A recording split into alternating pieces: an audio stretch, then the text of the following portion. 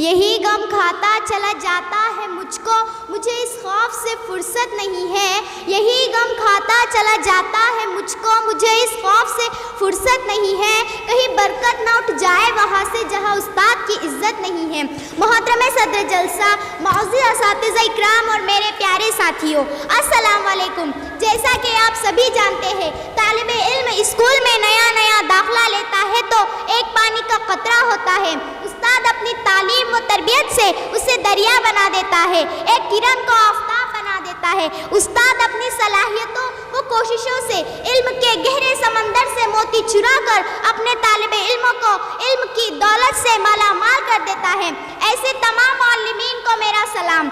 उस्ताद को कौम के मेमार कहा जाता है और रूहानी वालिदैन का दर्जा भी दिया जाता है। उस्ताद का पेशा ऐसा है जिसका ताल्लुक पैगंबरी से है और इस पेशे का मकसद ही इंसान साजी है, जो एक ऐसी सनाअत पर दर्जा रखता है जिस पर तमाम सिफात का ही नहीं बल्कि सारी ज़िंदगी का दारोमदार है। मुअल्लिमीन किसी भी कौम की तामीर व तरक्की में रीढ़ की हड्डी के मानिंद होते हैं, लेकिन हमारे माशरे में उस्ताद के बारे में गैर संजीदा किस्म की राय रखी जाती है। उन्हें वह मकाम नहीं दिया जाता जिसके वह हकदार है।